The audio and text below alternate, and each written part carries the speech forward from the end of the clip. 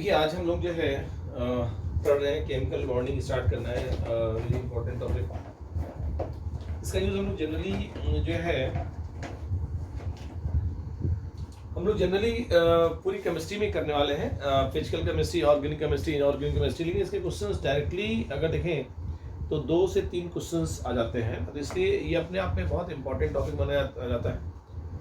और 3 तो क्वेश्चन आ जाते हैं, तो जैसे मैकेनिक्स फिजिक्स में बहुत इंपॉर्टेंट हो गया ना, उसमें क्वेश्चन पूछे जाते हैं बहुत ज़्यादा है। वैसे ही बॉन्डिंग अपने आप में बहुत इंपॉर्टेंट टॉपिक माना जाता है। तो देखिए हम लोग स्टार्ट करने जा रहे हैं केमिकल बॉन्डिंग, है ना। केमिकल बॉन्डिंग,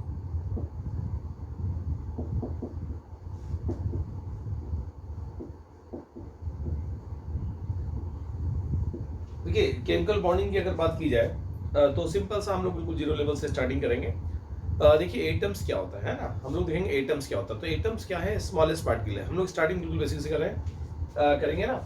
तो एटम्स होता क्या है, तो आपने कहा एटम्स जो है स्मॉलेस्ट पार्टिकल है, जो कि जो है atom is smallest particle which can be present in free state or not, but it's directly involve in chemical reaction, है ना।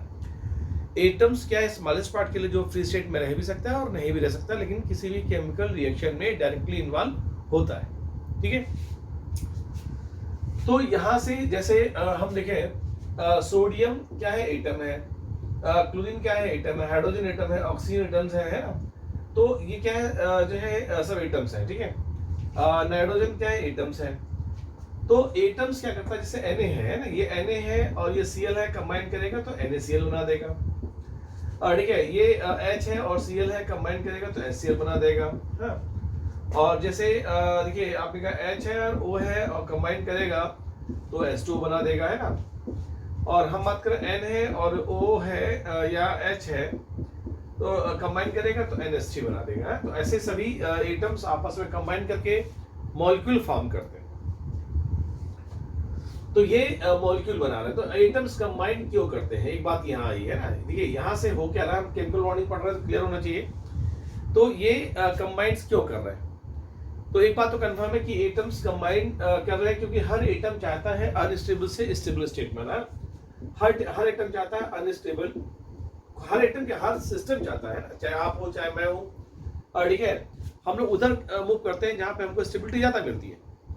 भाई आप तैयारी कर रहे हैं क्योंकि आप चाहते हैं, अभी आप अनस्टेबल है, आप चाहते हैं और स्टेबलाइज होना है ना। जब आप इंजीनियर बन जाएंगे बहुत बड़े, या डॉक्टर बन जाएंगे, तो आप स्टेबलाइज हो जाएंगे।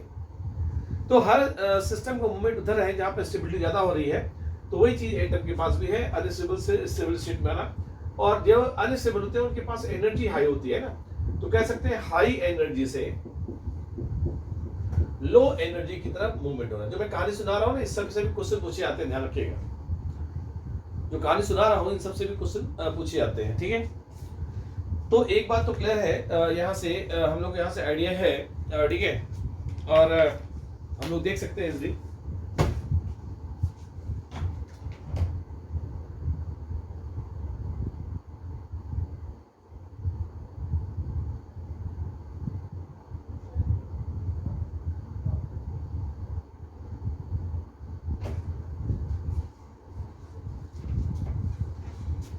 तो देखिए यहाँ से जो है थोड़ा नेट की स्पीड देखा था, हमें लगा कुछ नेट की स्पीड कम आ रही है ना। चलिए, तो हमने कहा ना हर एटम चाहता है अनस्टेबल से स्टेबल स्टेट में आना, हायर एनर्जी से लोअर एनर्जी में आना, है ना। तो लोअर एनर्जी में आना, ठीक है। तो अब है क्या, एक चीज और भी ऑब्जर्व किया गया कि एटम्स अगर ऑक्टेट कंप्लीट है, देखिए अगर एटम का ऑक्टेट है ना, ऑक्टेट का मतलब 8 इलेक्ट्रॉन, अगर उसके अंतिम सेल में अंतिम कोष में 8 इलेक्ट्रॉन है तो ऑक्टेट कंप्लीट होगा। अगर ऑक्टेट कंप्लीट होता है तो देखा गया कि जो है एटम ज्यादा स्टेबल होता है, ठीक है, उसकी एनर्जी कम होती है। तो ऑक्टेट कंप्लीट करने के लिए या तो इलेक्ट्रॉन का ट्रांसफर करता है या तो इलेक्ट्रॉन की शेयरिंग करेगा ना। तो इलेक्ट्रॉन का ट्रांसफर करेगा या शेयरिंग करेगा। जब इलेक्ट्रॉन का ट्रांसफर करता है तो आयनिक बॉन्ड बनाता है, जब शेयरिंग करता है तो कोवेलेंट बॉन्ड बनाता है। और आप लोगों को ये ट्रांसफर करेगा तो क्या बनाएगा, आयनिक बॉन्ड, है ना। और जब शेयरिंग करेगा तो क्या बनाएगा, कोवेलेंट बॉन्ड, ठीक है। अब देखिए इसी के बीच का एक पार्ट है कोऑर्डिनेट बॉन्ड, है ना, कोऑर्डिनेट बॉन्ड। और एक मेटालिक बॉन्ड है ना, मेटालिक बॉन्ड, मेटालिक क्लियर है?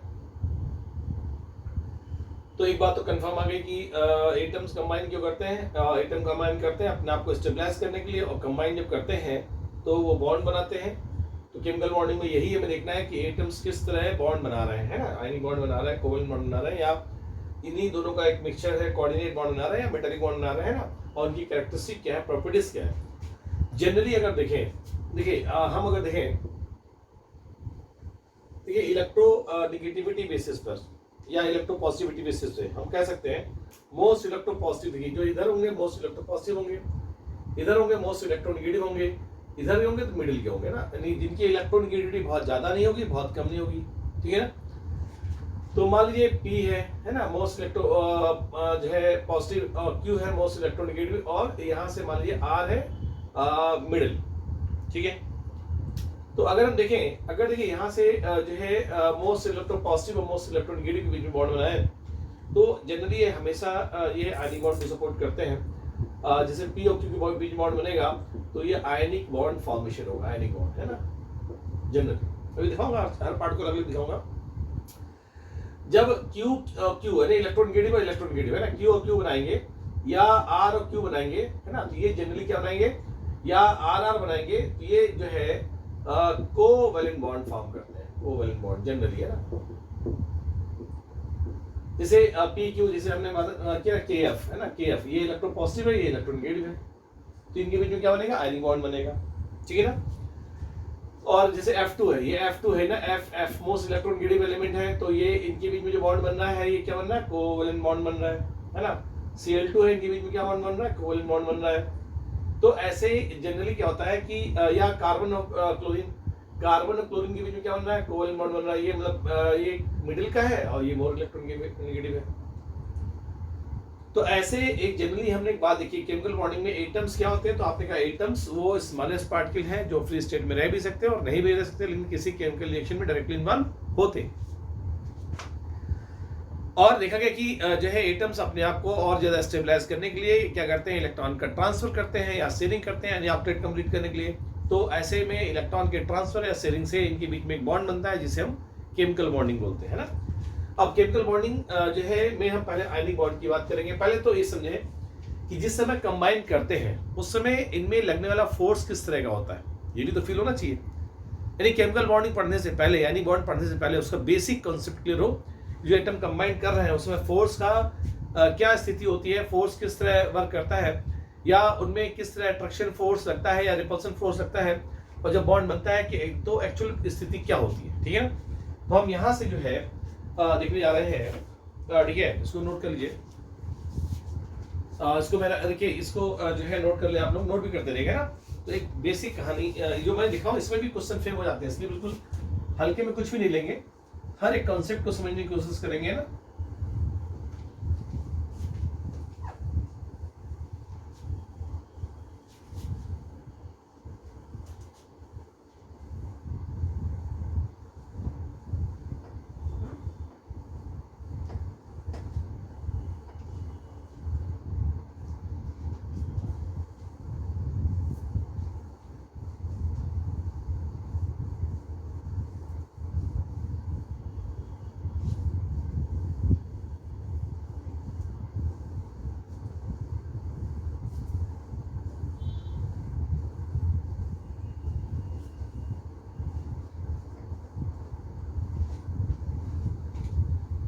देखिए,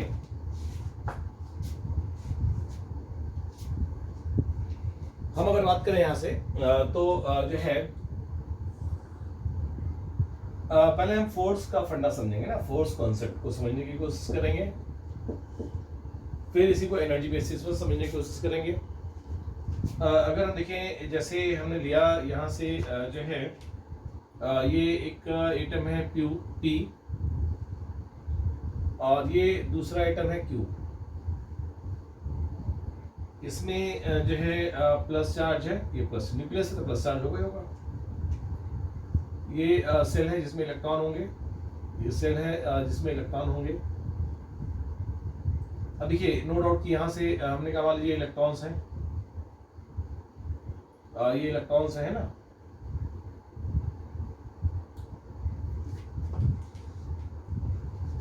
देखिए यहाँ है क्या, हम अगर देखें ये प्लस प्लस है, ठीक है ना। अब देखिए जब P और Q, देखिए P और Q जो पास पास आएंगे, देखिए P और Q, जब P और Q पास पास आएंगे, मान लीजिए P है ये Q है और ये पास पास आएंगे, तो P के पास इलेक्ट्रॉन और प्रोटॉन दोनों है ना। तो इन दोनों में अट्रैक्शन और रिपल्शन फोर्स दोनों लगेगा। देखिए यहाँ से क्या है, अगर आप देखें तो ये जो है, आप देखिए इसमें जो है, आप देखिए ब्लू इलेक्ट्रॉन इलेक्ट्रॉन में क्या होगा, repulsion force RP, repulsion force. ये इलेक्ट्रॉन इलेक्ट्रॉन में क्या है, रिपल्सन फोर्स, ठीक है, RP। और ये न्यूक्लियस न्यूक्लियस में क्या है, अट्रैक्शन फोर्स, अट्रैक्शन फोर्स, ठीक है ना। तो ये जो है अट्रैक्शन फोर्स लग रहा है, सॉरी ये तो प्लस प्लस है ना, इसमें भी रिपल्सन फोर्स, ठीक है, रिपल्सन फोर्स। लेकिन इस प्लस और माइनस में देखिए, ये प्लस चार्ज है माइनस चार्ज, इसमें क्या होगा, अपोजिट चार्ज है, तो इसमें क्या होगा, अट्रैक्शन फोर्स। अपोजिट चार्ज में हमेशा अट्रैक्शन फोर्स लगता है। तो न्यूक्लियस पर प्लस चार्ज है और यहाँ पे इलेक्ट्रॉन पर माइनस चार्ज है, इनमें फोर्स क्या होगा, रिपल्सन है ना। या कह सकते हैं कि जो है यहाँ पर प्लस चार्ज, ये इलेक्ट्रॉन है, इसमें क्या होगा, ये जो है repulsion force, sorry attraction force है ना, क्योंकि ये प्लस माइनस है, ये प्लस है। तो जो रेड वाला देख रहे हैं ना, अट्रैक्शन फोर्स को रिप्रेजेंट कर रहा है। तो मतलब P और Q जब ऐसे पास में आएंगे तो इनमें अट्रैक्शन और रिपल्सन फोर्स दोनों लगेगा, क्योंकि जो प्लस चार्ज न्यूक्लियस है प्लस चार्ज है और इलेक्ट्रॉन माइनस चार्ज है, तो उनमें अट्रैक्शन फोर्स, लेकिन प्लस प्लस और माइनस माइनस में रिपल्सन फोर्स लगेगा ना। सॉरी। तो एक बात समझिएगा, जिस समय बॉन्ड बन रहा होता है ना, अगर अट्रैक्शन फोर्स, देखिए अट्रैक्शन फोर्स जो है रिपल्सन फोर्स से कम होगा। फीवर आ रहा था, गड़बड़ है मामला, है ना, चलिए कोई बात नहीं। अट्रैक्शन फोर्स रिपल्सन फोर्स से अगर ज्यादा है, रिपल्सन फोर्स ज्यादा है या इक्वल है, तो भी मॉलिक्यूल फॉर्म नहीं होगा। अगर अट्रैक्शन फोर्स, देखिए अट्रैक्शन फोर्स जो है रिपल्सन फोर्स से ज्यादा होगा, यानी अट्रैक्शन फोर्स जो लगने वाला आकर्षण बल है, आकर्षण बल अगर प्रतिकर्षण बल से ज्यादा होगा, यानी अट्रैक्शन फोर्स रिपल्सन फोर्स से ज्यादा होगा, तो ये जो है बॉन्ड मॉलिक्यूल फॉर्मेशन होगा। मतलब जो P और Q कंबाइन होके ये मॉलिक्यूल बना रहे हैं PQ, ये तभी बनेगा जब इनके बीच में लगने वाला अट्रैक्शन फोर्स यानी आकर्षण बल इनके रिपल्सन फोर्स यानी प्रतिकर्षण बल से ज्यादा होगा। अगर इक्वल होगा तो भी ये मॉलिक्यूल फॉर्मेशन नहीं करते, है ना। तो ये हमने फोर्स कॉन्सेप्ट देखा। एक बात तो कंफर्म हो गई कि जिस समय मॉलिक्यूल बनते हैं उनके बीच में लगने वाला अट्रैक्शन फोर्स जो है रिपल्सन फोर्स से ज्यादा होता है। लेकिन हम लोग बहुत फाइन एनालिसिस करेंगे पोटेंशियल एनर्जी में। पोटेंशियल एनर्जी देखिए, हम यहाँ से जो है पोटेंशियल एनर्जी का फंडा देखने जा रहे हैं, P है ना। और देखिए पोटेंशियल एनर्जी का फंडा देखने जा रहे हैं, यहाँ से जो है हम अगर देखें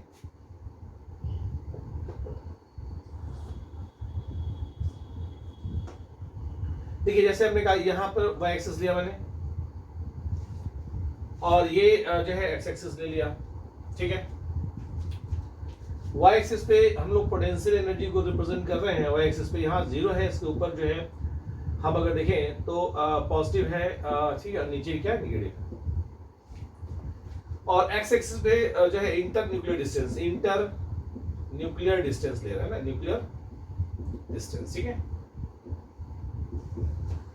इंटर न्यूक्लियर डिस्टेंस मतलब जो दो एटम P और Q है, देखिएगा P और Q है, ये कंबाइन कर रहे हैं। तो जब यहाँ इनफाइनाइट पे थे या दूर थे, तो इनके जितनी दूर थे मतलब इनफाइनाइट पे है, तो इनकी इंटर न्यूक्लियर डिस्टेंस इनफाइनाइट होगी।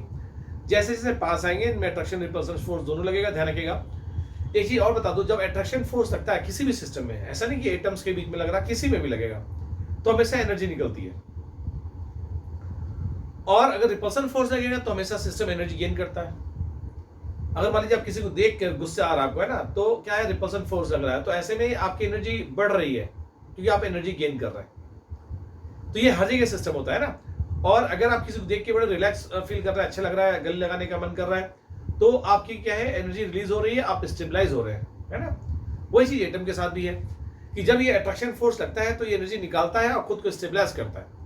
और जब इनके बीच में रिपल्सन फोर्स लगता है तो ये एनर्जी गेन करने लगता है, अनस्टेबल होने लगता है।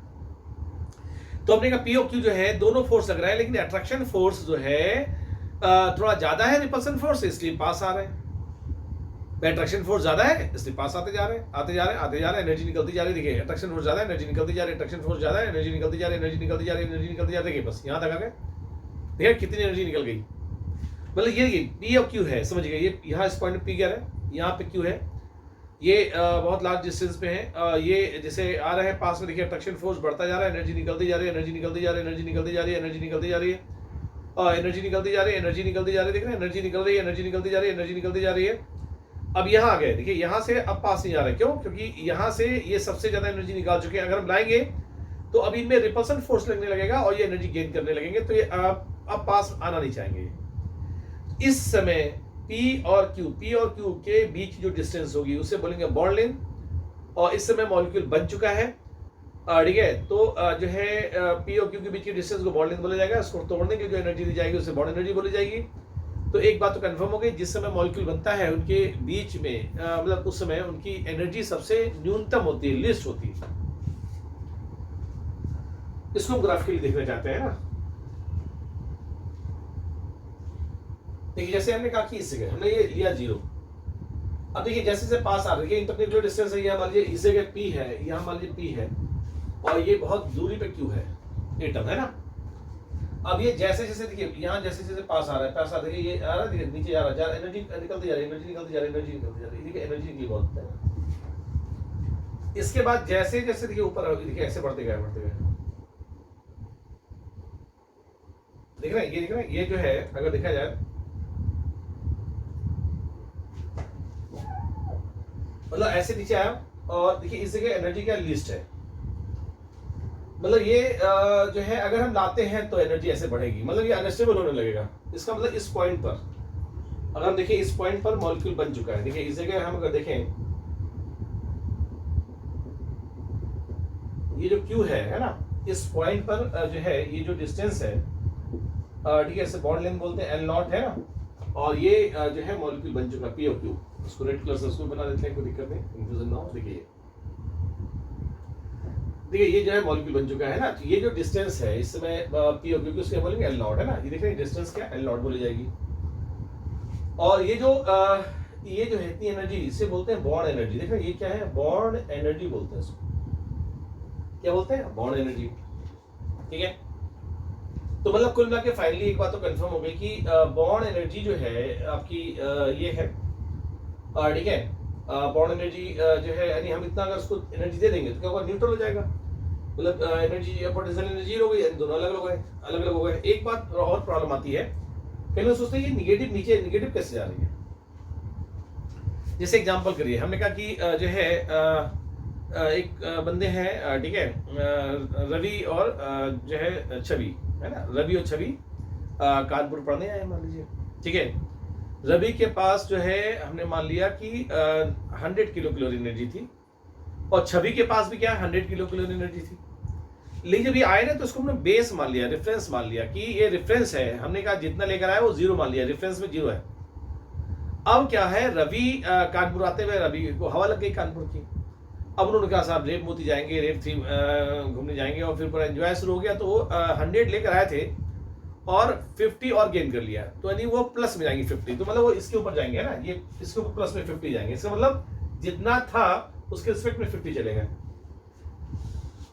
और जो छवि है उसने कहा नहीं साहब हम कानपुर आए हैं, इंजीनियर बनना है, डॉक्टर बनना है, नाम रोशन करना है, जो है मदर फादर का, पूरे मोहल्ले में आसपास के एरिया में जो है सम्मान बनाना है अपना, ठीक है ना। तो उसने पढ़ाई करनी शुरू की, खूब एनर्जी लॉस किया, एनर्जी लॉस की, एनर्जी लॉस किया। मतलब 100 किलो कैलोरी एनर्जी लेकर आया था और 90 किलो कैलोरी एनर्जी लॉस कर दिया उसने। तो हमने क्या 0 रेफरेंस माना था, तो वो जो है उसी 0 रेफरेंस के नीचे 100 से ज्यादा तो खर्च नहीं कर सकता वो, क्योंकि उसके पास 100 है ही है टोटल। तो वो खर्च करेगा 100 के अंदर ही खर्च करेगा। तो ये जो है ना, ये 90 नीचे चली गई निगेटिव में। तो जो रेफरेंस माना था इसके नीचे चली गई, है ना। तो मतलब जो एटम कंबाइन कर रहा है, जो नीचे जा रहा है, लॉस हो रही है, उस एटम के अंदर स्टोर्ड एनर्जी वो निकल रही है। समझे आप? जब एटम पी और क्यू पास में आ रहा है ना, तो जो स्टोर्ड एनर्जी वो निकल रही है ना। तो रेफरेंस में मैंने 0 ले लिया था उसको। ये कभी मत सोचिएगा ये निगेटिव कैसे जा रहा है। निगेटिव मतलब जो पी और क्यू के अंदर स्टोर्ड एनर्जी था, जब ये आसपास आने लगे तो उनमें अट्रैक्शन फोर्स बढ़ता गया, एनर्जी निकलने लगी। हाँ, यहाँ के बाद अगर लाएंगे तो रिपल्सन फोर्स बढ़ने लगेगा, है ना, और एनर्जी गेन करने लगेंगे, तो ऐसे ग्राफ जाएगा। लेकिन ऑब्वियसली ये जाएगा क्यों? जाएगा ही नहीं। स्टेबलाइज हो गया, यहाँ तक आगे बढ़ेगा नहीं। लेकिन अगर आप फोर्सफुली ले जाएंगे तो ग्राफ ऐसे चला जाएगा आ रहा। लेकिन इस जगह मॉलिक्यूल बन चुका है, यानी पी यहाँ पे है, क्यू यहाँ पर, मतलब पी यहाँ पर, क्यू यहाँ पर है, मॉलिक्यूल बन चुका है। तो एक बात क्लियर हो गई कि इस समय एनर्जी क्या देखिए लिस्ट है, पोटेंशियल एनर्जी क्या लिस्ट है। तो जिस समय मॉलिक्यूल फॉर्मेशन होता है, मॉलिक्यूल फॉर्मेशन होता है, उस समय जो है मॉलिक्यूल की पोटेंशियल एनर्जी क्या होती है, लीस्ट होती है, मतलब सबसे कम होती है। क्लियर हो रहा है? इन सभी क्वेश्चन फ्रेम होता है। तो अंतरात्मा क्लियर हो रही कि नहीं हो रही है? मतलब फोर्स का फंडा देख लिया, फोर्स में एग्जैक्ट पॉइंट नहीं मिल रहा था, ये मालूम था अट्रैक्शन फोर्स रिपल्सन फोर्स से ज्यादा है, लेकिन पोटेंशियल एनर्जी में बिल्कुल एग्जैक्ट पॉइंट मिल गया। एग्जैक्ट पॉइंट है ना कि जिस समय एनर्जी बिल्कुल लिस्ट है वहीं पे मॉलिक्यूल बन जाएगा। क्लियर है? ये क्या है, बॉन्ड लेंथ है, ये क्या है, बॉन्ड एनर्जी। हाँ, ये जरूर पी और क्यू का नेचर बदलेगा तो ग्राफ जाएगा ऐसे ही, हो सकता है ऐसे शिफ्ट हो जाए, ठीक है, हो सकता है और नीचे शिफ्ट होकर निकल जाए, जाएगा ऐसे ही। बॉन्ड लेंथ और बॉन्ड एनर्जी में डिफरेंस आता रहेगा, लेकिन ग्राफ ऐसे जाएगा।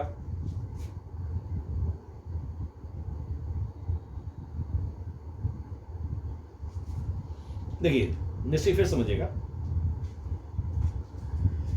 हम बता रहे थे कि एटम्स कंबाइन क्यों करता है। तो हमने कहा हर एटम चाहता है अनस्टेबल से स्टेबल स्टेट में आना, हायर एनर्जी से लोअर एनर्जी में आना, क्योंकि पूरा फंडा इसी बेस है। केमिकल बॉन्डिंग जितने भी कॉन्सेप्ट जाएंगे बेसिक तो यही है ना, क्यों बना रहा है। तो आपने कहा कि हर एटम चाहता है स्टेबल होना, स्टेबल होने का मतलब एनर्जी क्या हो, लोएस्ट हो। तो जब कोई स्टेबल होता है तो उसकी एनर्जी लोएस्ट होती है। तो देखिए होता क्या है कि इसको हमने समझा कि जिस समय एटम्स कंबाइन करके बॉन्ड बनाता है उसमें फोर्स का फंडा क्या होता है। तो फोर्स कॉन्सेप्ट में हम दिखा रहे थे पी और क्यू, जैसे Na और Cl, Na और Cl जब पास पास आएंगे Na प्लस Cl माइनस, तो इनके बीच में अट्रैक्शन और रिपल्सन फोर्स दोनों लगेगा। अट्रैक्शन और रिपल्सन फोर्स, अट्रैक्शन फोर्स कैसे, जब प्लस चार्ज न्यूक्लियस का और इलेक्ट्रॉन का माइनस चार्ज दोनों अपोजिट चार्ज होंगे तो आपको कूलाम लॉ पढ़ाना, कूलाम फोर्स पढ़ाया गया था। कूलाम फोर्स समझते हैं ना, जब चार्ज ये प्लस क्यू और माइनस क्यू हो, कूलाम लॉ क्या होता है समझिएगा। जब दो अपोजिट चार्ज होते हैं तो लगने वाला फोर्स होता है कूलाम फोर्स बोलते हैं, इसे डायरेक्टली प्रोपोर्शनल। मान लीजिए Q1 Q2 है तो Q1 Q2 है ना अपन R स्क्वायर, मतलब चार्ज के मल्टीप्लिकेशन डायरेक्टली, यानी चार्ज बढ़ेगा, अट्रैक्ट प्लस माइनस होगा तो अट्रैक्शन फोर्स लगेगा, और अगर दोनों सेम चार्ज होंगे तो रिपल्सन फोर्स। अगर मान लीजिए प्लस प्लस है तो प्लस है तो रिपल्सन फोर्स लगेगा, और प्लस माइनस है तो अट्रैक्शन फोर्स लगता है। इसे बोलते हैं कूलाम्स लॉ। निश्चित क्लियर हो रहा है? ये क्लियर हो रहा है कि जब दो चार्ज जो है अपोजिट चार्ज होते हैं तो उसमें आकर्षण यानी अट्रैक्शन फोर्स लगता है, और जो सेम चार्ज होंगे तो उसमें रिपल्सन फोर्स लगता है। तो ये चार्ज ही तो है, न्यूक्लियस में देखिए प्लस और प्लस सेम चार्ज है तो इसमें क्या लग रहा है, रिपल्सन फोर्स, और प्लस और माइनस देखिए रेड वाला क्या है, ये अट्रैक्शन फोर्स दिखा रहा है। AF मतलब अट्रैक्शन फोर्स है ना। देखिए यहाँ से ये इलेक्ट्रॉन है इसका और इसका प्लस है तो क्या है, अट्रैक्शन फोर्स। तो इसमें जब एटम पी और क्यू पास पास आएंगे तो उसमें अट्रैक्शन और रिपल्सन फोर्स दोनों लगता है। तो मॉलिक्यूल बनता कब है, हमने बताया ना, जब अट्रैक्शन फोर्स रिपल्सन फोर्स में अट्रैक्शन फोर्स रिपल्सन फोर्स से ज्यादा होगा। देखिए अट्रैक्शन फोर्स रिपल्सन फोर्स से ज्यादा होगा, इक्वल नहीं, इक्वल तो होगा नहीं, इक्वल होगा तब भी मॉलिक्यूल बनेगा नहीं। लेकिन अट्रैक्शन फोर्स रिपल्सन फोर्स से ज्यादा होगा तो मॉलिक्यूल बन जाएगा। फोर्स कॉन्सेप्ट क्लियर हो गया। अब भाई इसी को पोटेंशियल एनर्जी बेसिस दिखाते हैं, क्योंकि फोर्स में एग्जैक्ट पॉइंट नहीं दिख रहा है। ये मालूम है कि अट्रैक्शन फोर्स रिपल्सन फोर्स से ज्यादा है, ये तो हमें क्लियर है, लेकिन हमें ये एग्जैक्ट सीन नहीं मालूम कि एक्चुअल में जो है पोटेंशियल एनर्जी की परिस्थितियां क्या है। तो हमने क्या है, ग्राफ के थ्रू पोटेंशियल एनर्जी देखना चाहते हैं। तो y एक्सिस पे हमने पोटेंशियल एनर्जी लिया, P का मतलब पोटेंशियल एनर्जी, और x एक्सिस पे देखिए लिया इंटरन्यूक्लियर डिस्टेंस। इंटरन्यूक्लियर डिस्टेंस का मतलब होता है दो एटम्स के न्यूक्लियस के बीच की दूरी है ना, इंटरन्यूक्लियर डिस्टेंस कि न्यूक्लियर है ना, दो P और Q है ना, ये जो एटम है इनके बीच की जो दूरी होती है न्यूक्लियर डिस्टेंस, मतलब दूरी से बोलेंगे इंटरन्यूक्लियर डिस्टेंस, ठीक है। तो हमने कहा जैसे P और Q, देखिएगा मिस्ट्री हमने कहा P है Q है, और P और Q जब दूर है तो इनमें अट्रैक्शन फोर्स रिपल्सन फोर्स नहीं लग रहा है, ठीक है। लेकिन जैसे जैसे पास आ रहा है इनमें अट्रैक्शन फोर्स लग रहा है, अट्रैक्शन फोर्स लग रहा है। देखिए अट्रैक्शन फोर्स लग रहा है, क्लियर है, ये देखिए अट्रैक्शन फोर्स लग रहा है, अट्रैक्शन फोर्स लग रहा है, अट्रैक्शन फोर्स लग रहा है। जब अट्रैक्शन फोर्स लगता है तो एनर्जी निकलती है, और जब देखिए एनर्जी निकल रही है, एनर्जी निकल रही है, एनर्जी निकल रही है, एनर्जी निकल रही है, बस यहां तक आ गए। इस समय एनर्जी मैक्सिमम निकल चुकी है, और इस समय P और Q की लीस्ट एनर्जी है। अगर हम पास लाएंगे तो एनर्जी जो है और गेन करने लगेगा, इसकी एनर्जी बढ़ेगी तो अनस्टेबल होने लगेगा, तो हम ला नहीं सकते हैं ना। तो ये जो इस समय जो एनर्जी लीस्ट है इस समय मॉलिक्यूल बन जाता है और इस समय इनके बीच की जो दूरी होती है उसे बोलते हैं बॉन्ड लेंथ। क्लियर हो रहा है? तो वही चीज देखिए मैं दिखाया जब P और Q, देखिए P है ना और Q ये जब बहुत दूर थे तो इनमें जो है पोटेंशियल एनर्जी 0 था, हमने रेफरेंस मान लिया 0, और जब पास आएंगे तो एनर्जी लॉस करेंगे। देखिए एनर्जी लॉस कर रहे यहां तक लॉस किया। फिर क्या अब इससे ज्यादा लाएंगे तो रिपल्सन शुरू हो जाएगा, तो गेन करने लगेंगे ना, ये एनर्जी बढ़ने लगेगी, तो हम ला नहीं सकते। यानी इस पॉइंट पे मॉलिक्यूल बन जाएगा। इस समय जो है जो डिस्टेंस होती है उसे बोलते हैं बॉन्ड लेंथ। बॉन्ड लेंथ है ना, दो एटम के बीच की जो डिस्टेंस है उसे हम क्या बोलेंगे? Bond length. और इतनी एनर्जी को बोलते हैं बॉन्ड एनर्जी, क्योंकि इतनी एनर्जी देंगे तो बॉन्ड टूट जाएगा, इतनी एनर्जी अगर दे देंगे मॉलिक्यूल को तो बॉन्ड टूट जाएगा। और हमने कहा था जो एनर्जी लॉस हो रही है ना, तो एटम जो है P और Q जो इनके पास खुद स्टोर्ड एनर्जी है वही निकाल रहे हैं। ये जो इनके पास स्टोर्ड एनर्जी है उसको मैंने 0 मान लिया है। मिस्टर क्लियर हो रहा है कि नहीं हो रहा है? ओके, तो ग्राफ से एक बात क्लियर हो गई कि जिस समय मॉलिक्यूल बनता है उस समय जो एनर्जी होती है पोटेंशियल एनर्जी वो लीस्ट होती है। कि पोटेंशियल एनर्जी के लिस्ट इस नीचे तो जानी थी है ना, तो उसमें जो न्यूक्लियस P और Q के बीच की जो दूरी होगी, न्यूक्लियस के बीच की डिस्टेंस, उसे बोलेंगे बॉन्ड लेंथ। तो एक बात तो कंफर्म हो गई, हाँ ये जरूरी कि बॉन्ड लेंथ, हमने कहा बॉन्ड एनर्जी और बॉन्ड लेंथ स्लाइटली हर मॉलिक्यूल में हर दो एटम बदलते रहेंगे तो ये बदलती रहेगी। ग्राफ नियरली जाएगा ऐसे। नोट कर लीजिए सर, नोट कर लीजिए।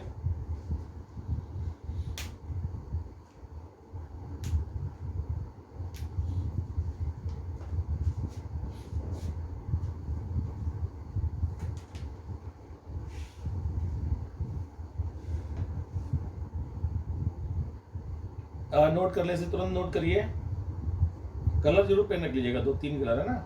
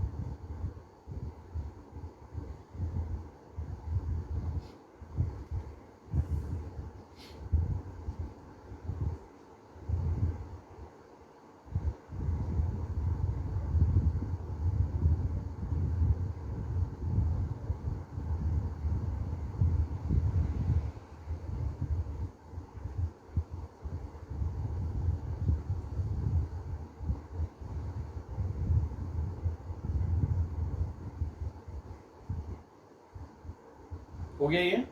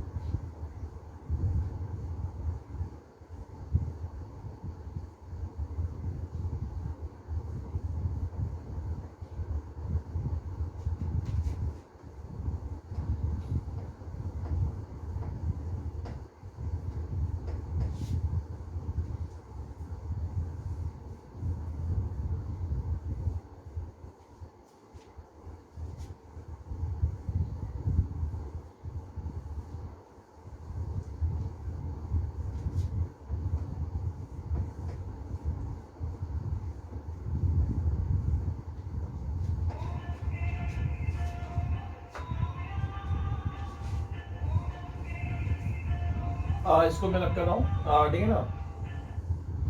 हम लोग जो है देखेंगे इस जगह। हमने एक बात तो समझ में आ गई कि जब मॉलिक्यूल बॉन्ड फॉर्मेशन करते हैं तो उनकी पोटेंशियल एनर्जी लीस्ट होती है। ये फंडा तो क्लियर हो गया। अब बॉन्ड जैसे भी बना है, चाहे वो आयनिक बॉन्ड बनाया चाहे कोवलेंट बॉन्ड बनाया, सबका फंडा क्या है? अपने आप को स्टेबलाइज करने का, ठीक है।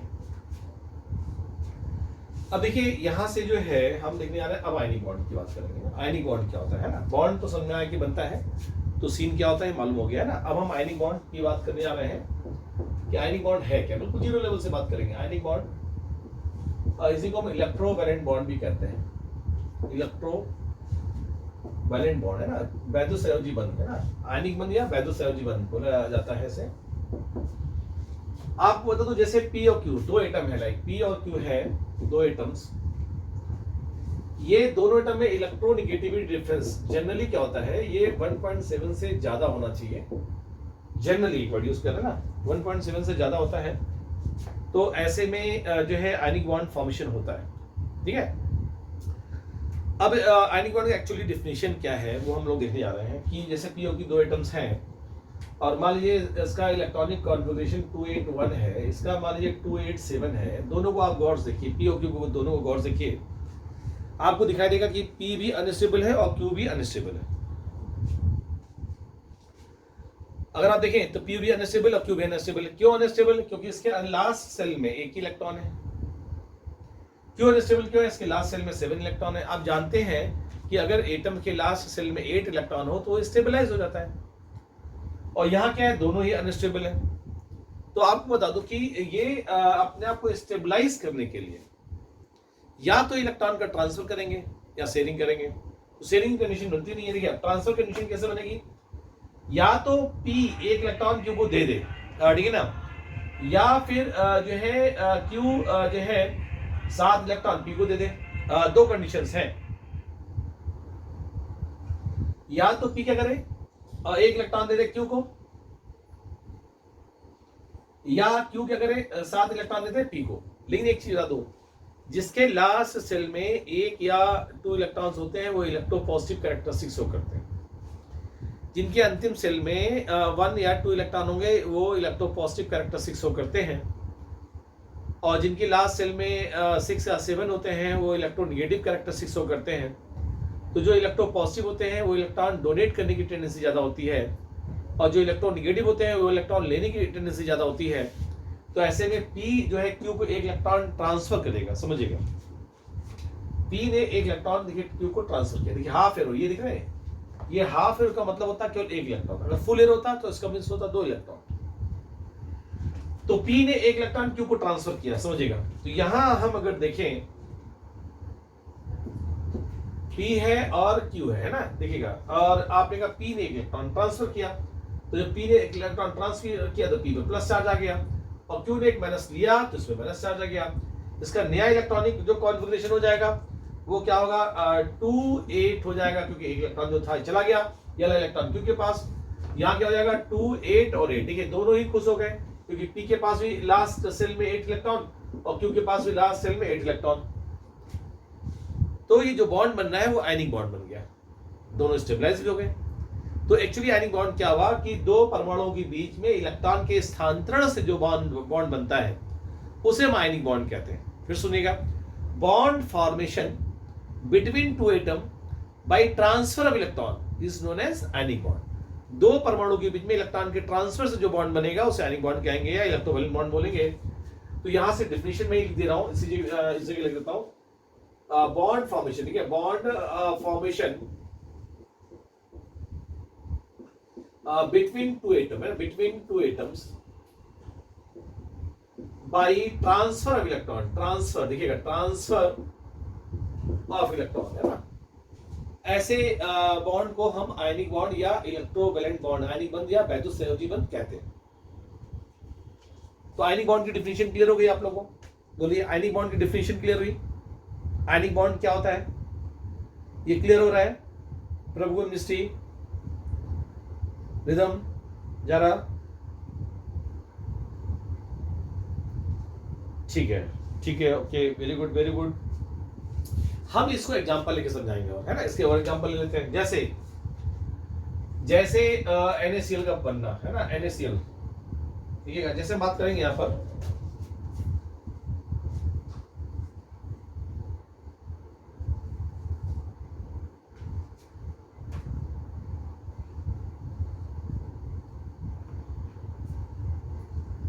देखिए जैसे बात करेंगे यहां पर NaCl का बनना, ठीक है ना,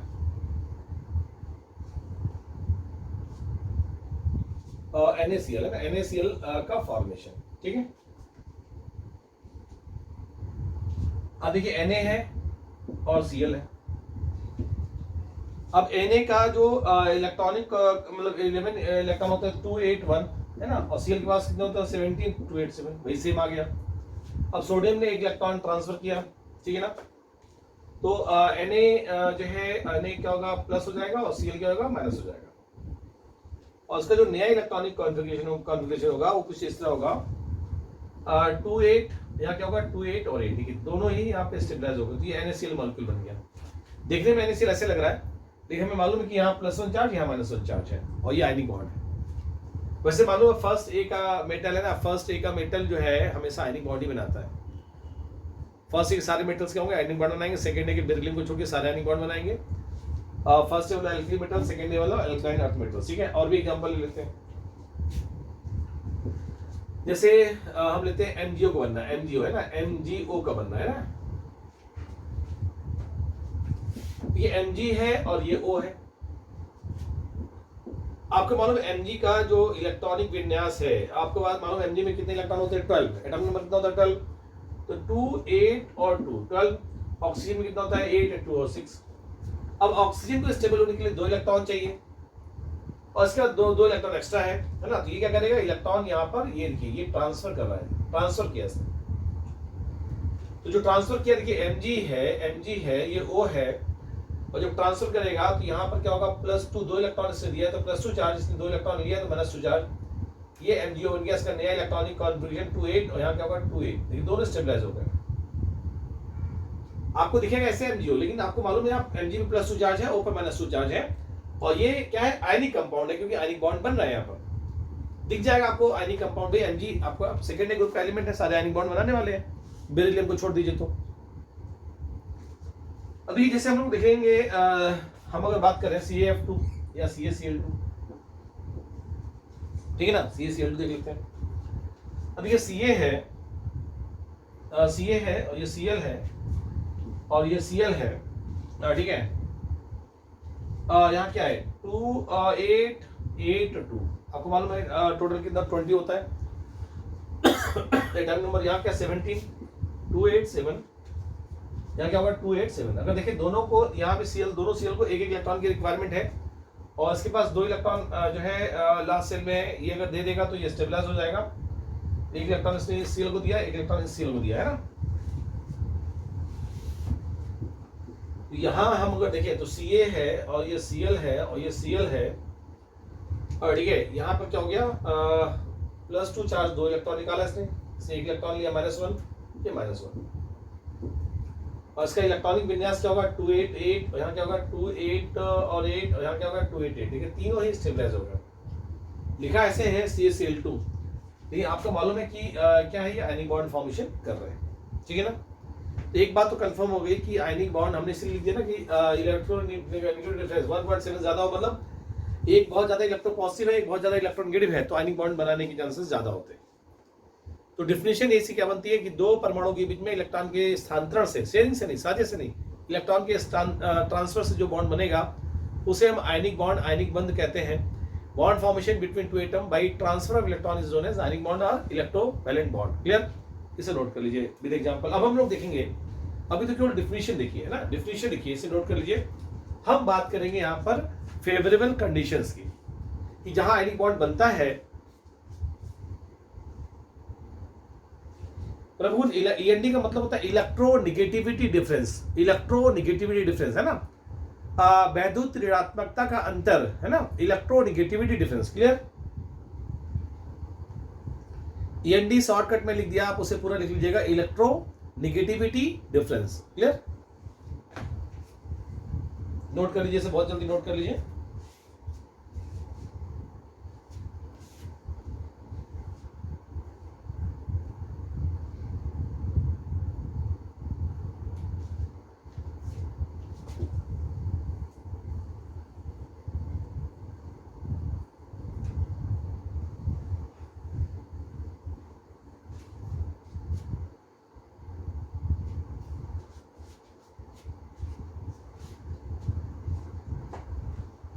नोट्स बना दीजिएगा, मेरे को आप लोग व्हाट्सअप करेंगे, है ना, नोट्स बना के आज ये मेरे को व्हाट्सअप करेंगे, है ना, नोट्स जितना पढ़ाया गया है इसके नोट्स मेरे को आप व्हाट्सअप करेंगे, ध्यान रखिएगा, है ना।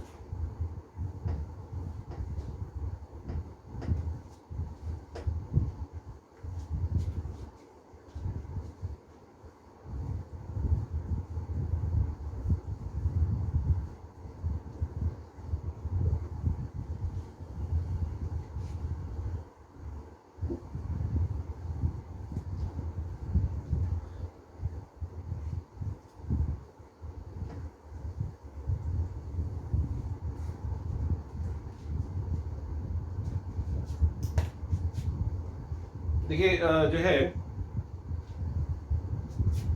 हम लोग यहाँ बात करेंगे फेवरेबल कंडीशन है ना, फेवरेबल।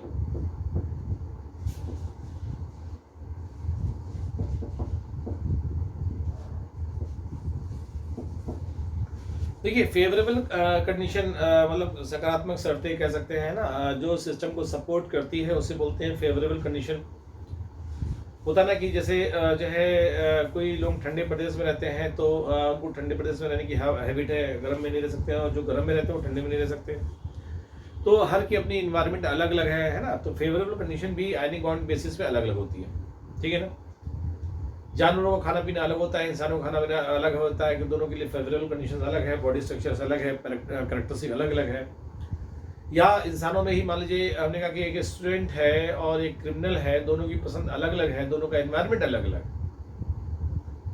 तो जो सपोर्ट करती है सिस्टम को उसे बोलते हैं फेवरेबल कंडीशन। जैसे मान लीजिए कोई स्टूडेंट है, स्टूडेंट को पढ़ने के लिए पेन मिल जाए और कॉपी मिल जाए, है ना, फेवरेबल। चेयर मिल जाए पढ़ने के लिए, फेवरेबल। टेबल लैंप मिल जाए और फेवरेबल। पढ़ते समय चाय कॉफ़ी या मिल्क मिल जाए तो फेवरेबल, ठीक है। सारी बुक्स जो चाहिए वो मिल जाए तो फेवरेबल, ठीक है ना। तो पीने के लिए दूध मिल गया तो फेवरेबल। लेकिन अगर क्रिमिनल है उसको आप जो है पेन दे दीजिए तो अनफेवरेबल, कॉपी दे दीजिए अनफेवरेबल, पढ़ने वाली चेयर दे दीजिए अनफेवरेबल। छत से कूद जाएगा भाई। अगर पढ़ा लिखा होता तो क्रिमिनल बनता ही क्यों, है ना। तो उसने पसंद नहीं किया इसलिए क्रिमिनल बन गया। उसे आप मिल्क दे दीजिए अनफेवरेबल, मिल्क तो उसको उल्टी कर देगा, है ना। उसको आप वो दे दीजिए, क्या बोलते हैं उसको, क्या बोलते हैं, अल्कोहल। यस यस, बिल्कुल सही, अल्कोहल दे दीजिए फेवरेबल, क्योंकि उसकी पसंद अलग है, एक स्टूडेंट की पसंद अलग है, दोनों का एनवायरनमेंट अलग अलग है, ठीक है ना। तो एक जो है आप स्टूडेंट को एक साफ सुथरी चादर दे दीजिए, आराम से सो जाएगा वो। एक क्रिमिनल को साफ सुथरी चादर दे दीजिए, रात भर सो नहीं पाएगा वो, क्योंकि उसकी हैबिट ही नहीं है साफ सुथरे में सोने की। वो हमेशा तो एक गंदी जगह से रहा, गंदे जैसे काम करता रहा, गंदे माहौल में रहा, तो उसको नींद ही नहीं आ सकती। वही चादर आप ले जाइए बाहर, मिट्टी में से गंदा करिए और बिछा दीजिए, उसको बहुत अच्छी चैन की नींद आएगी, है ना, उसकी आदत है। तो दोनों का एनवायरनमेंट अलग अलग है ना। वैसे ही आयनिक बॉन्ड बनाने के लिए जो सिस्टम सपोर्ट करता है उसे बोलते हैं फेवरेबल कंडीशन, ठीक है। अब देखिए जैसे फेवरेबल कंडीशन में 3 इंपॉर्टेंट कंडीशंस है जो बहुत पूछी जा चुकी है कई बार। फर्स्ट जो है हम बात करेंगे आयनाइजेशन पोटेंशियल, है ना। आगे हम पीरियोडिक टेबल में पढ़ेंगे आयनाइजेशन पोटेंशियल, है ना। इसी को शॉर्टकट में हम आईपी बोलते हैं, या आयनाइजेशन एनर्जी भी कह सकते हैं इसको। सेकेंड जो पॉइंट होता है हम पढ़ते हैं इलेक्ट्रॉन एफिनिटी, इलेक्ट्रॉन एफिनिटी या फिर इलेक्ट्रॉन गेन एंथैल्पी कहते हैं, है ना। इसको जनरली ईए से रिप्रेजेंट करते हैं। और तीसरा जो है हम पढ़ते हैं लैटिस एनर्जी, है ना, लैटिस एनर्जी। आपको बता दें कि जो है ये 3 फैक्टर्स होते हैं जो सपोर्ट करते हैं। पहले हम तीनों का मतलब समझें, फिर समझेंगे कि सपोर्ट कैसे कर रहे हैं, ठीक है ना। वैसे आपने पढ़ाई होगा, सब जानते होंगे, लेकिन फिर भी मैं बता दूं, ठीक है। प्लेटिंग प्रॉपर्टीज में देखा होगा, ठीक है, तो देख लीजिए, फिर भी मैं बताता हूँ। तो पहला पॉइंट समझ में आ रहा है आयनाइजेशन एनर्जी, आयनाइजेशन पोटेंशियल या आयनाइजेशन एनर्जी की बात करेंगे। ये देख लेता हूँ, ठीक है। देखिए होता क्या है, चलिए रब कर देते हैं, ठीक है। ये इसको रब कर देते हैं, नोट कर लिया आप लोगों ने। ये 3 पॉइंट्स पे हम डिस्कस करना चाहते हैं। फेवरेबल कंडीशन देख रहे हैं ना, ये बहुत इम्पोर्टेंट है और पूछी आती है, हर चीज पूछी आती है, बॉन्डिंग ही पूरी इम्पोर्टेंट है और अंतरात्मा क्लियर होना बहुत जरूरी है।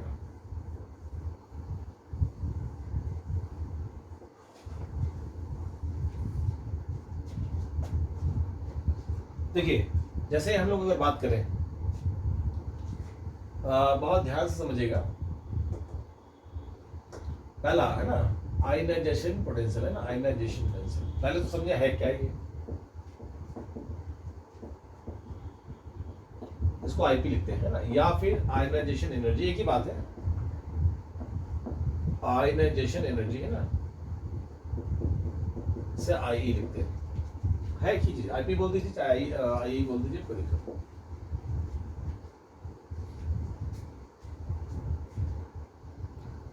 देखिए होता क्या है, इसको डिफाइन कैसे करते हैं, सिंपल सा, आइसोलेटेड गैसेस एटम के वैलेंसी शेल से इलेक्ट्रॉन को निकालने के लिए जो एनर्जी दी जाती है उसे आयनाइजेशन एनर्जी कहते हैं। और जो पोटेंशियल लगाया जाता है उसे बोलते हैं आयनाइजेशन पोटेंशियल। तो क्या होता है आयनाइजेशन पोटेंशियल, मान लीजिए 0.6 वोल्ट आ गया, तो उसे अब एनर्जी में कन्वर्ट करना है तो 0.6 इलेक्ट्रॉन वोल्ट, ठीक है ना, इसलिए कोई दिक्कत नहीं है, ठीक है। तो आपने कहा minimum energy required to release one valence electron from an isolated gas system, है ना। पीरियोडिक टेबल में बहुत डिटेल बात करेंगे, लेकिन क्लियर होना जरूरी है। मान लीजिए पी है ना, ये आइसोलेटेड गैस सिस्टम, आइसोलेटेड समझ रहे हो, मतलब किसी भी तरह से एक दूसरे का इंटरेक्शन ना होना। जैसे अभी आप देखिए, आप बैठे, मेरे फोटॉन्स जो है आपको हिट कर रहे हैं क्योंकि आप मेरे को देख रहे हैं,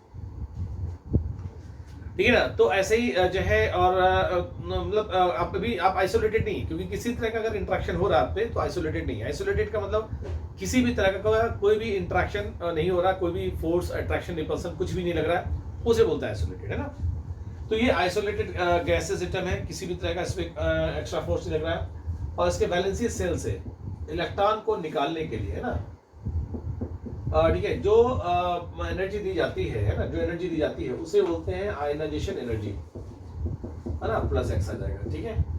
और जो पोटेंशियल लगाया जाता है, जो पोटेंशियल, उसे बोलते हैं आयनाइजेशन पोटेंशियल, उसको भी हम ऐसे ही लिख देते हैं एक्स वोल्ट। क्लियर? अब देखिए आईपी क्लियर हो गया आप लोगों का, आईपी क्या होता है। वैसे मैं आपको बता दूं, पीरियोडिक टेबल पढ़ाएंगे तो दिखाऊंगा मैं आपको। पहले बताइए अच्छा आप बताइए पहले, आयनिक बॉन्ड फॉर्मेशन के लिए एक बात तो कंफर्म हो गई, आईपी क्या होता है। आइसोलेटेड गैसेस सिस्टम के वैलेंसी सेल से इलेक्ट्रॉन को निकालने के लिए, आइसोलेटेड गैसेस सिस्टम के वैलेंसी सेल से इलेक्ट्रॉन को निकालने के लिए जो एनर्जी दी जाती है उसे आयनाइजेशन एनर्जी कहते हैं। अच्छा अभी बताइए, आईपी शुड बी लो और high for ionic bond formation. अभी आप बताइए, लो और लिख के भेजिए आप लोग तुरंत। आईपी शुड बी लो और high for ionic bond formation, IP should be low और हाई। जल्दी जल्दी लिखिए, आंसर लिखिए। लो और answer high, high, high, high. Mishti आपने पहले आंसर सही दिया था लो, बाद में हाई क्यों कर दिया? देखिए लो ही होगा, ठीक है ना, लो होगा, क्योंकि देखिए एक बात समझिएगा कि आयनिक बॉन्ड क्या है, इलेक्ट्रॉन निकले, इलेक्ट्रॉन जब जल्दी निकलेगा तो जल्दी बॉन्ड फॉर्मेशन होगा। तो अगर कम एनर्जी देके इलेक्ट्रॉन निकल जाए तो फेवरेबल कंडीशन है ना। फेवरेबल तो वो होती है जो जल्दी कम एनर्जी में काम हो जाए। भाई ज्यादा एनर्जी देंगे, एनर्जी बढ़ेगा, सिस्टम अनस्टेबल होगा। कम एनर्जी में इलेक्ट्रॉन निकल जाए तो फेवरेबल। अगर एनर्जी ज्यादा देंगे किसी सिस्टम को तो अनस्टेबल होगा ना। कम एनर्जी में इलेक्ट्रॉन निकल जाए तो फेवरेबल। भाई एक बच्चा है मान लीजिए, उससे उसके पापा ने बोला बेटा पढ़ाई कर लो लाइफ बन जाएगी, अगर मान लिया तुरंत तो बड़ा फेवरेबल। अरे भाई क्या बात है, जरा सा बोला फादर ने, बच्चा तैयारी करना शुरू कर दिया, तो ये तो बड़ी फेवरेबल कंडीशन है, क्योंकि कम एनर्जी में बच्चा तैयार हो गया पढ़ाई करने के लिए। एक बच्चे से बोला गया बेटा पढ़ाई कर लो लाइफ बन जाएगी, बच्चे ने एक कान सुना, दूसरे कान से निकाल दिया, अरे तो बेवकूफ है, फर्जी बकवास करते रहते हैं, पढ़ाई कर लो। तो ये क्या है कि अभी क्या है कि जो है अब एनर्जी बढ़ेगी, तो फादर नॉर्मल एनर्जी से बच्चा नहीं माना, तो डंडा उठा लिया फादर ने, बेटा पढ़ाई कर लो। देखिए एनर्जी बढ़ी कि नहीं बढ़ी, तो क्या फेवरेबल है? उतना नहीं है, अनफेवरेबल, थोड़ा कम फेवरेबल, तब भी फेवरेबल है लेकिन कम फेवरेबल है। लेकिन बेटा डंडे से भी नहीं डरता है, बेशर्म टाइप का हो गया कि साहब नहीं डंडे से नहीं डरते, तो पापा ने रामपुरी निकाल ली, बेटा पढ़ाई कर लो लाइफ बन जाएगी। देखिए लेवल बढ़ रहा है, बच्चा मान गया, चलो तब भी ठीक है यार, रामपुरी देख के मान गया, कम से कम थोड़ी एनर्जी ज्यादा लगानी पड़ी, लेकिन क्या है अनफेवरेबल की तरफ मूवमेंट हो रहा है। फिर भी नहीं माना, पापा ने निकाल लिया AK-47, बेटा पढ़ाई कर लो। देखिए लेवल बढ़ रहा है। फिर नहीं माना तो पापा ने निकाल लिया मिसाइल, बेटा पढ़ाई कर लो। देख रहे हैं, तो लेवल बढ़ता जा रहा है। तो जितना ज्यादा एनर्जी देनी पड़ेगी उतना ही अनफेवरेबल। क्लियर है? तो यहां से एक बात समझिएगा कि आईपी शुड बी लो, ठीक है, फर्स्ट से हाई, आईपी लो, अभी हम बताते हैं है ना। देखिए तो यहां से बता रहे हैं आपको, देखिए पहले समझिएगा आईपी शुड बी लो। तो एक बात कंडीशन क्या है इंपॉर्टेंट, आईपी शुड बी लो, है ना, IP should be low.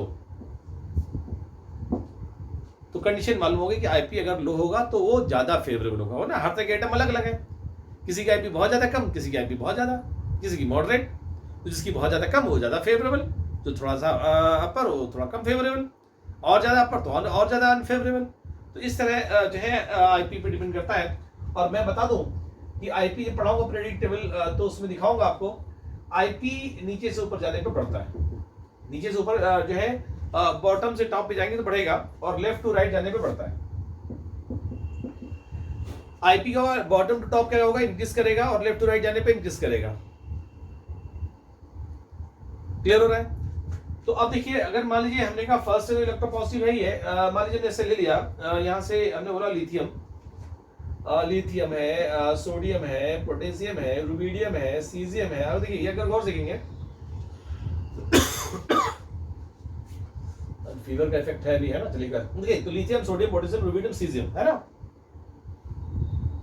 Fever में बॉडी भी पेन भयंकर हो जाता है। देखिए तो यहाँ से जो है मेडिसिन खाने के बाद भी पंगा। देखिए यहाँ लिखते रहेगा lithium, sodium, potassium, rubidium, caesium. अगर गौर से देखिए इनको तो इनमें आप बताइए आईपी सबसे लो किसका है,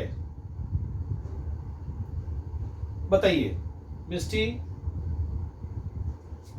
सीजियम का। और प्रभुगुण जरा सब लोग आंसर दीजिए भाई, सीजियम का है। Yes very good very good, answer जरूर दिया करिए।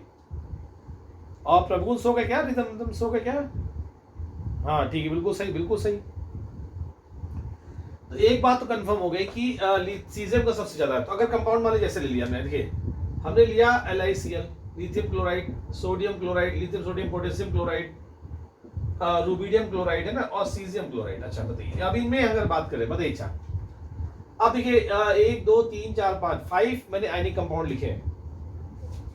इन पांचों आयनिक कंपाउंड, अच्छा आप बताइए सबसे ज्यादा स्ट्रॉन्ग आयनिक सबसे कौन सा होगा और सबसे वीक आयनिक कौन सा होगा? क्या बात है, वेरी फास्ट रिजल्ट है ना मिस्टी।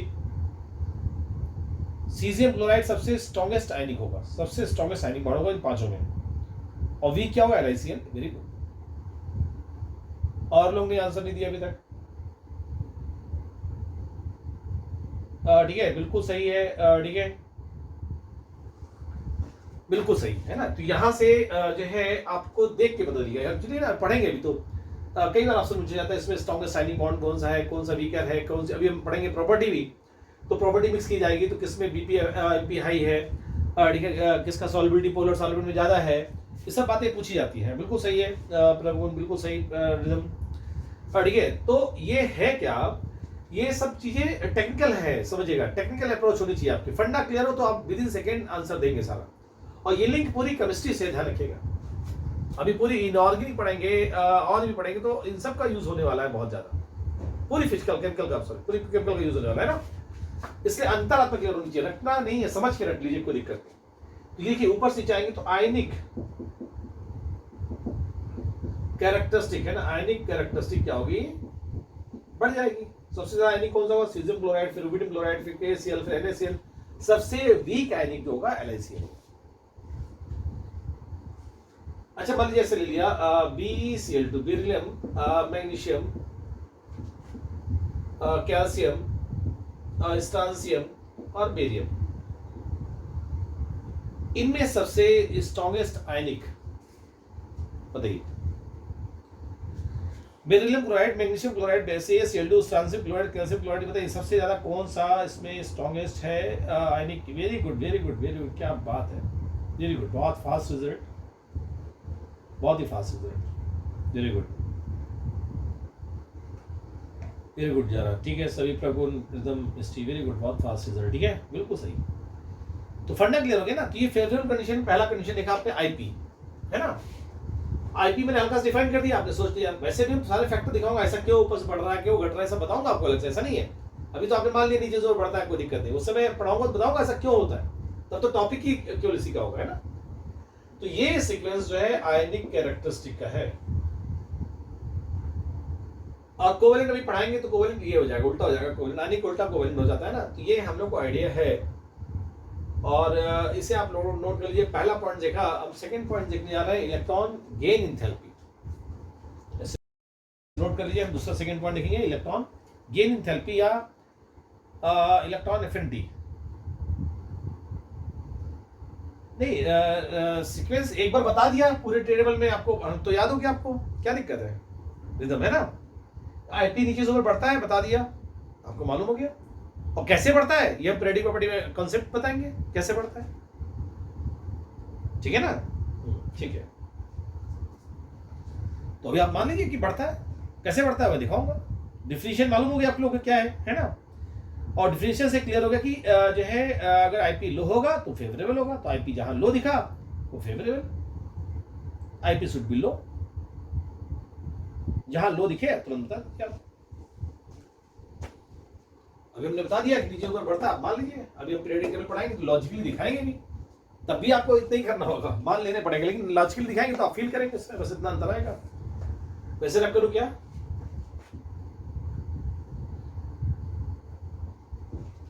हमने फर्स्ट पॉइंट देख लिया ना।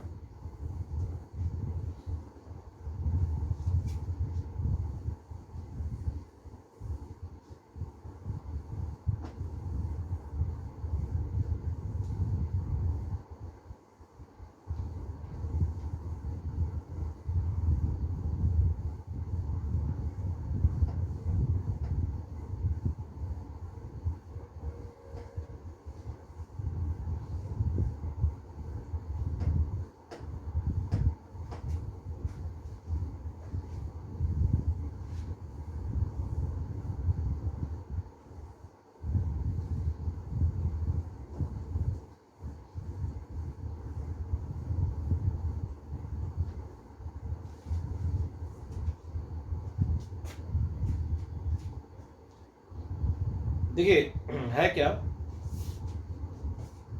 हम लोग सेकेंड पॉइंट की बात करेंगे, इलेक्ट्रॉन एफिनिटी है ना।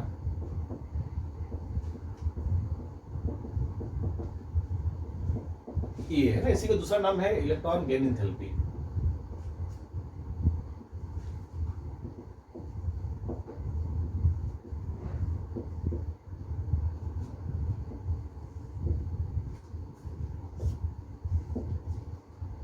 देखिए ये कैसे डिफाइन किया जाता है समझिएगा।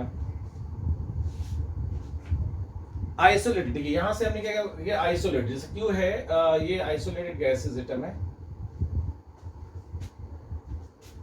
आइसोलेटेड गैसेस के वैलेंसी सेल में एक इलेक्ट्रॉन गेन करने में, देखिए पहले क्या था, एक इलेक्ट्रॉन निकालते थे वैलेंसी इलेक्ट्रॉन से, अब क्या वैलेंसी इलेक्ट्रॉन में दे रहे हैं, इलेक्ट्रॉन गेन एंथैल्पी है ना, इलेक्ट्रॉन गेन कर रहा है।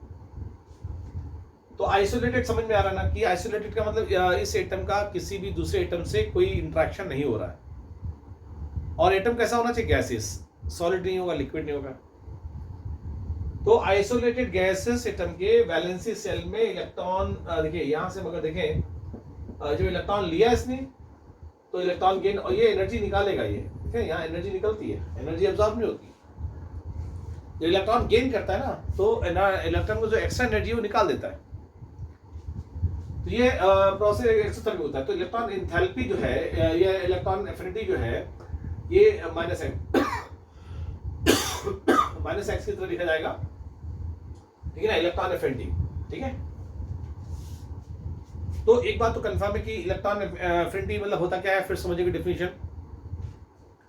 आइसोलेटेड गैसेस सिस्टम के वैलेंसी सेल में इलेक्ट्रॉन को डालने पर जो एनर्जी निकलती है उसे इलेक्ट्रॉन गेन एंथैल्पी कहते हैं। क्लियर है? आइसोलेटेड गैस सिस्टम के वैलेंसी सेल में इलेक्ट्रॉन को डालने पे जो एनर्जी निकलती है उसे इलेक्ट्रॉन गेन एंथैल्पी कहते हैं।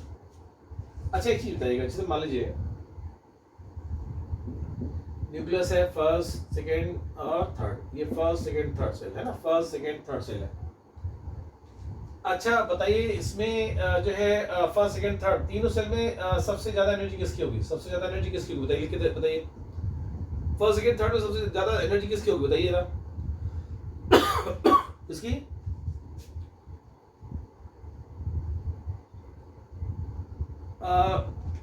सबसे ज्यादा एनर्जी थर्ड की होगी, वन की होगी। और लोगों ने आंसर नहीं दिया।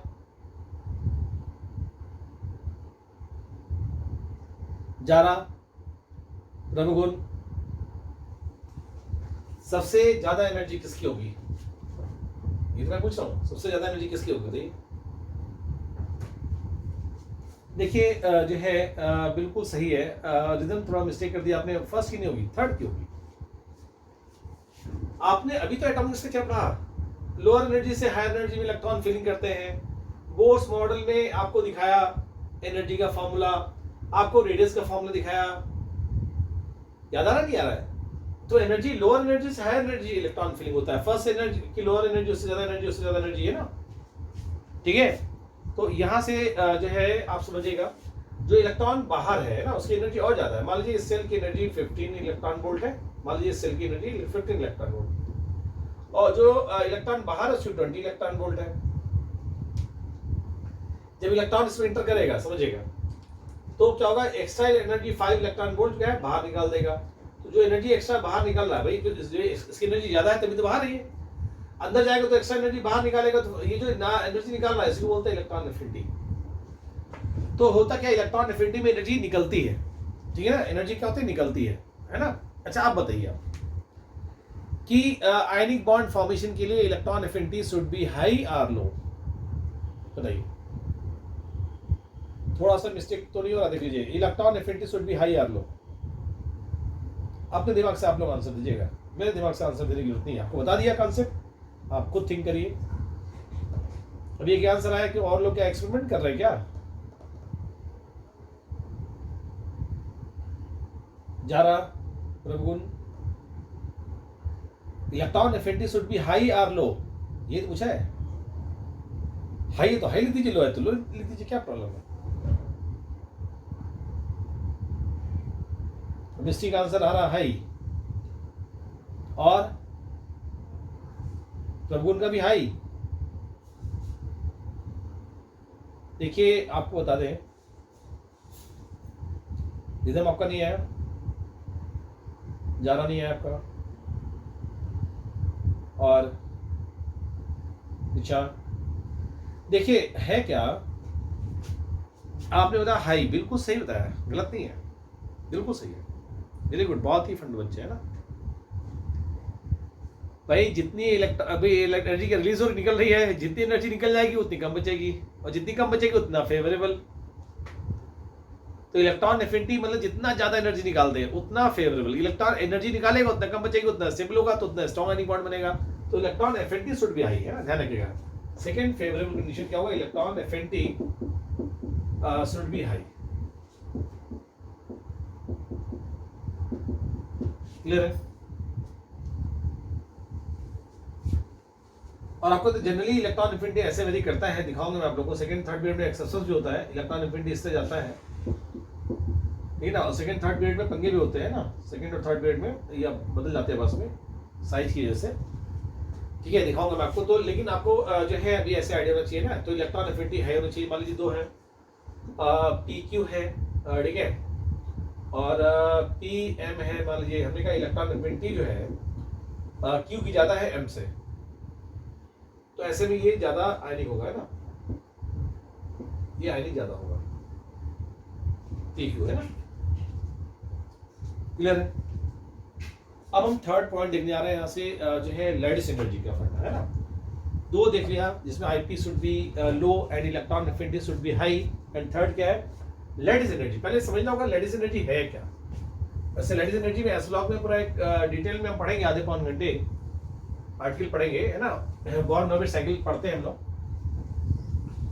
है ना। लेकिन डिफिनेशन देखिए एक्चुअली लैटिस एनर्जी क्या है, ठीक है, और उस बेसिस पे आपको यहाँ पे कमेंट्स करना है ना, फेवरेबल में कि लैटिस एनर्जी हाई होगी या लो होगी।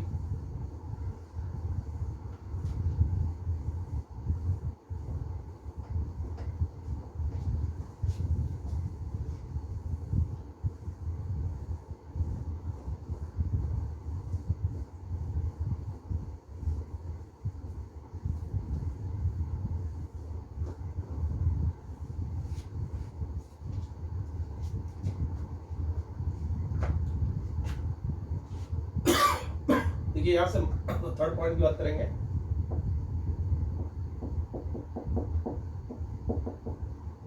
लैटिस एनर्जी, है ना, इसको लोग हिंदी में जालक ऊर्जा कहते हैं, हिंदी बहुत टफ होती है वैसे भी, है ना। जालक ऊर्जा, लैटिस एनर्जी कैसे डिफाइन करते हैं, 1 मोल आयनिक मॉलिक्यूल,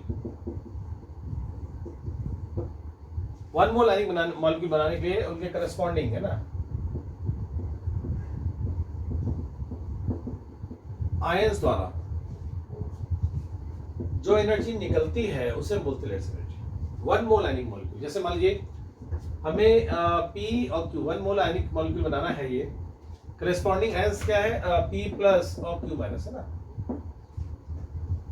P प्लस इनफाइनाइट रखा है, Q प्लस इनफाइनाइट रखा है, जब पास आ रहे हैं एनर्जी निकल रही, जब ये मॉलिक्यूल बन गया है तो टोटल एनर्जी निकली उसे बोलते हैं लैटिस एनर्जी। मतलब इनफाइनाइट से लेकर यहाँ तक आने में जो एनर्जी निकली है बॉन्ड फॉर्मेशन में उसे बोलेंगे लैटिस एनर्जी। वो भी 1 मोल, 1 मोल का मतलब 6.022 इंटू 10 की पावर 23 मॉलिक्यूल्स पर मोल डिफाइन की जाती है ना लैटिस एनर्जी। तो यहाँ से जो है या कह सकते हैं NaCl, मान लीजिए NaCl का मॉलिक्यूल बनाना है। NaCl, अब NaCl किससे मिलकर बना है, Na प्लस आयन से और Cl माइनस आयन से। तो NaN और Cl आयन मतलब इनफाइनाइट पे है तो कोई भी अट्रैक्शन फोर्स नहीं लग रहा, लेकिन जैसे जैसे पास आ रहे हैं, आते जा रहे एनर्जी निकलती जा रही, और जिस समय मॉलिक्यूल बन गया तो जो इसमें जो टोटल एनर्जी निकली उसे बोलेंगे लैटिस एनर्जी। या उल्टा कह सकते हैं, इनको इतना एनर्जी देके तोड़ा कि जो है इनमें किसी तरह का अट्रैक्शन या रिपल्सन फोर्स नहीं लगा, तो जो है उससे बोलते हैं लैटिस एनर्जी। तो कुल मिला के फाइनली बात वही तोड़ने के लिए या फिर जोड़ने के लिए है ना। तो जोड़ने में जो एनर्जी निकली, तो बताइए कि lattice energy should be high या लो, बताएं। लैटिस एनर्जी जो है एक बात तो कंफर्म हो गई कि 1 मोल आयनिक मॉलिक्यूल बनाने में उनके करेस्पॉन्डिंग आयंस के द्वारा जो एनर्जी निकलती है उसे बोलते हैं lattice energy. Yes, very good very good. क्योंकि लैटिस एनर्जी क्या है, बनने में एनर्जी निकल रही है, जितनी एनर्जी निकाल देगा उतना फेवरेबल, तो जितना फेवरेबल उतना भाई स्ट्रॉन्ग आयनिक बॉन्ड, क्या दिक्कत है। बिल्कुल सही, बिल्कुल बहुत फंडामेंटल। तो lattice energy should be high.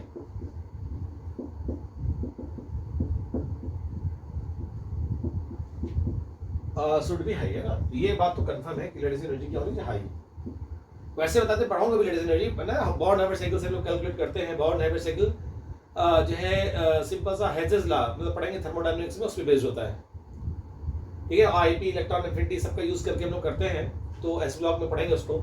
लेकिन नाम आपको एक बता रहा हूँ, उससे कहीं दिख जाए बॉर्न हाइब्रिड साइकिल किससे यूज करते हैं तो लैटिस एनर्जी निकाल लेंगे। ऐसे कुछ नहीं, पर आईटी पूछ दिया गया था, थ्योरेटिकल पूछ दिया गया था, बताइए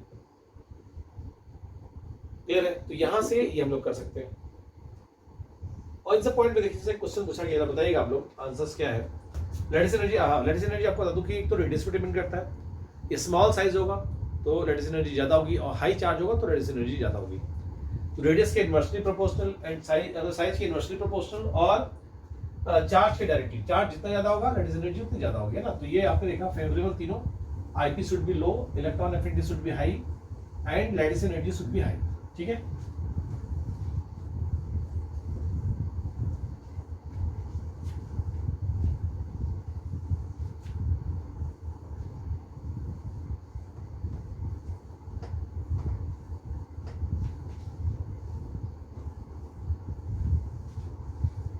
देखिए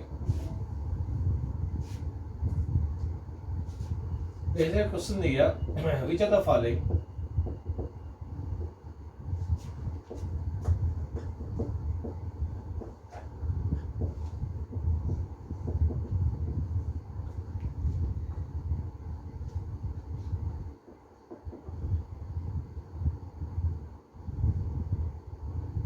is not favorable condition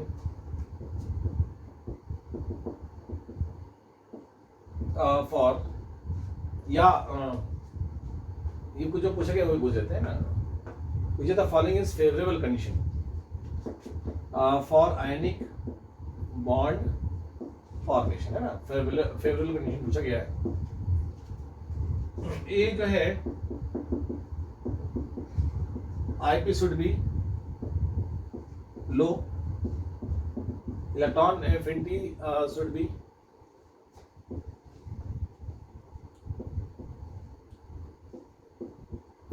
low, and lattice energy, element lattice energy should be high, है ना। ये हो गया। B IP should be low, yes ऐसे लिख देता हूँ ना, low, electron affinity should be high, और lattice energy should be low। C high, high high, और D low, electron affinity high, lattice energy high. बताइए डी।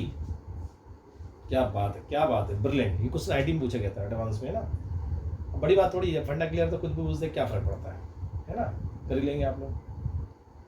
तो ये जो है ठीक है, नहीं सर, नहीं नहीं नहीं नहीं, लैटिस जो है ना, ये सिंपल सा होता है ना कि दो आयंस हैं जो बंधे हुए हैं, जो एनर्जी निकल रही है ना, उसे बोलते हैं लैटिस एनर्जी। ये स्ट्रक्चर अलग है, लैटिस का मतलब वो एक लैटिस अलग होता है, लैटिस एनर्जी है, वो लैटिस अलग है, ठीक है ना। तो है लैटिस का मतलब स्ट्रक्चर, वो लैटिस लैटिस अलग है, ये लैटिस अलग है, लैटिस एनर्जी है ना, ये एनर्जी है, ठीक है। चलिए, तो आज हम लोग फेवरेबल कंडीशन पढ़ चुके हैं। अब हम लोग पढ़ना है कैरेक्टरिस्टिक। अभी तो फेवरेबल पढ़ा है, कैरेक्टरिस्टिक पढ़ना है कि जो आयनिक बॉन्ड बनाते हैं ऐसे कंपाउंड, उनकी कैरेक्टरिस्टिक क्या होती है, उन्हें गुण कैसे होते हैं।